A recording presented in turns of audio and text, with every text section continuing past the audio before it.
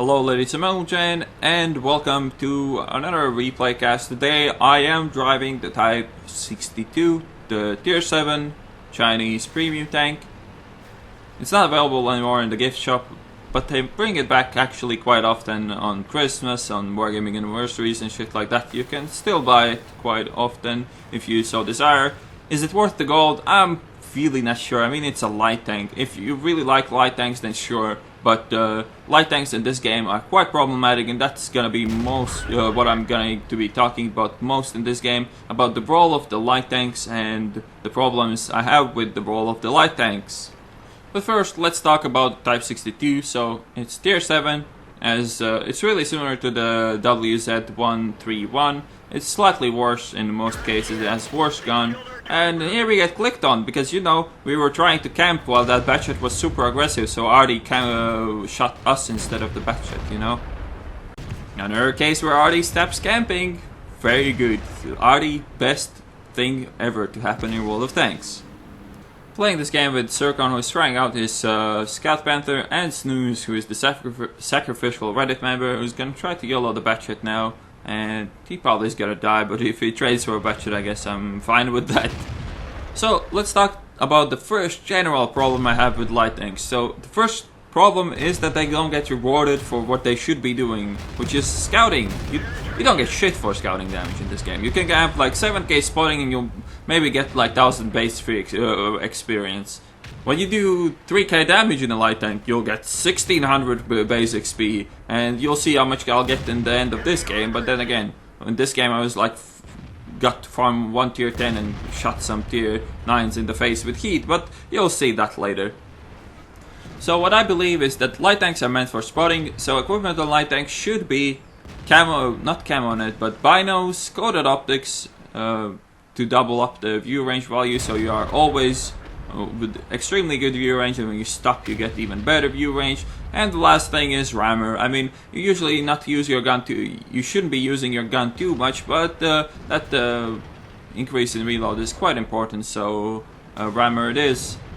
But then there's the other way of equipping your light tank. So you take off coated optics, you leave only binos, or you leave only coated optics, or whatever floats your boat, depends on the view range of your light tank as well. And you put gun length drive on, which means that you are just equipping your tank for sniping, which is fine, I guess, because in this game I could have had, if without optics, without binos, I would have probably the same exact game, even only better, because maps in this game, which is another huge point about playing the light tanks, maps in this game are horrible for light tanks. I mean, on this map, what the fuck do you do with the light tank?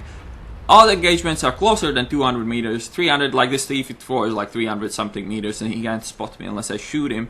But rest of this map is like all the encounters. I don't think anybody in this game, on this map, took a shot that was more than 400 meters, and that's the distance where light tanks can start to only work. That's the minimum they need to abuse their view range, abuse their camo and all that, but there's no such place on this map. There's like 3 maps in World of Tanks where light tanks can actually be better than, for instance, just a regular medium tank, because when you get into tier 10 game with a tier 7 light tank, you are expected to scout, not to fucking support, because tier 9 light medium tanks will support, tier 9 medium tanks will brawl, and so on. Why would you do that with a light tank? But you don't have a choice, because the map is shit. I mean, sure, you can say that, oh, but the open maps, the heavy tanks struggle. Yeah, that's true, but the amount of maps that are completely closed off, like Tundra, like fucking Severogorsk, like any other city map, is quite high compared to Malinovka, Prohorovka, Morovanka, and the fourth one, I guess, will be not Sand River. The Sand River as well, but Steppes. That's 5 maps that can be reasonably good in light tanks. And not saying that they are good, like Steppes can be much better in medium tanks, because again, there's not a lot of long range action going on that map as well. Most of the time it's 2 flanks, and they both are like 200 meters, 200 meter engagements, and that's how most of the maps work in this game. As you can clearly see, I'm really generous with heat in this game. T-54 is camping base, so he deserves all of it. T-44 frontally is much easier to pen with heat than T-44 is. I'm shooting heat, so hiding behind that trash there could work out for the T-44 quite fine, but I still get him. Sadly, he gets me in the return as well.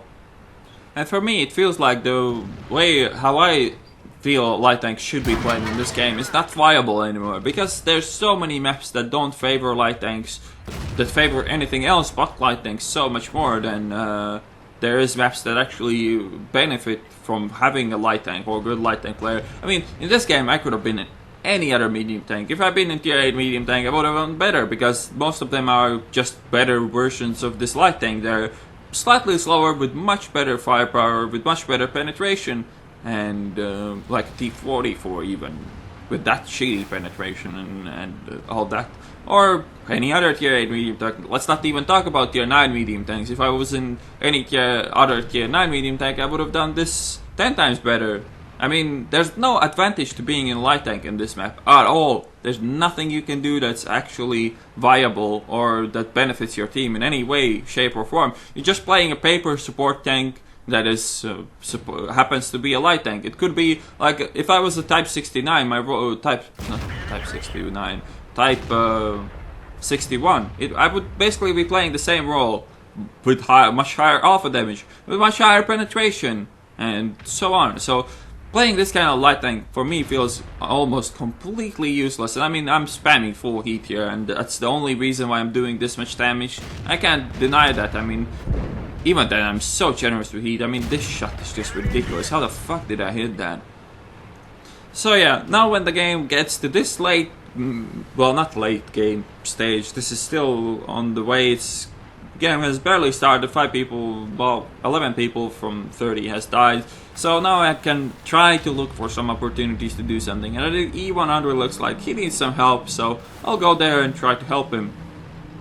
And again, if I was a medium tank, this would take like 5-6 seconds more, but I would arrive there with much more firepower, with much more armor, and better DPM. Instead, I'm here with the light tank, and I'll have to make sure that I track that E3 after the E100 dies, if he does so. Pretty sure the E3 just fired, so I can try to track him now. I should have moved though, and should not have taken a shot like that for sure. I mean, that was horrible. That probably would have saved the E100, but maybe it would not have. I mean, E3 had his repair kit, which he used just now, and now I need to make sure that I track that fucker again. This one doesn't do shit to his track, so I need to aim for the front roll wheel, which I do, and the E3 is dead. Congratulations. There's nothing he can do if he used his repair kit. His repair speed needed to be repaired now to be able to get away from this alive. But he repairs only now, and it's over for him. This is GG. There's nothing he can do. And I'll get so much experience for farming this guy. And it's not a challenge. I mean, I used the E100 of ours to just do 3 damage here, and there's nothing this E3 can do about it. I'm gonna shoot him in the track one more time. Maybe I can get a lucky tracking in the next shot or something like that. And there we go, he's tracked. This is over. This is just me shooting our full health E3 to his death. And this is where your light tanks get experience. This is how you get those monster games. You just farm somebody on his own and use your teammate as mute shields, which is suppose what light tanks should be doing when they can't spot. They're just pure support, and obviously I got lucky to find an E3 like this, but still I was driving around looking for my chances, see that an E100 was in trouble, and I'm going to assist him, and yeah. There's nothing that E3 can do, and it must be frustrating to play. That's why I don't like to play tanks like the E3, because shit like this happens quite often. And congratulations, you have killed a tier 10 tank destroyer for full health with your tier 7 light tank. And that is what you get experience for. You don't get experience for spotting, you get experience for shit like this. I mean, maybe you could argue, yeah, here a light tank would be better, but I'm pretty sure in a more agile medium tanks like the Type 61 Leopard PTA or something like that, I would still be able to do the same, and I would have much more hit points, and I could easily afford to take a shot there as well, so it wasn't that important to be in light tank, but obviously a high rate of fire helps you. But is that really the role of a light tank? To get behind fucking tier 10 TDs and farm them? I really don't see it being it, but I mean, yeah, sure, why not? I still feel like being the scout, being the spotter, being the eyes is much more tricky and challenging when you play light tanks, but then again, as I said, those maps where that is really important are dying off, they changed Malinovka as well. It's not that OP as it was for light tanks, but now, I mean, it's still alright, and the Siakwans are just fired, so rip, he is dead. There's nothing he can do. There's 2 light tanks coming behind him, and yeah, that shot could have hit Zircon as well. Sadly, it didn't. But yeah, let's farm some more tier 10 tank destroyers, which is what I mostly was doing in this game. Zircon will get a reload on him again, so he gets the kill, and the game is over. So this land play shows everything that's wrong with light tanks. So first of all, ace tanker, let's get it out of the way. Duh.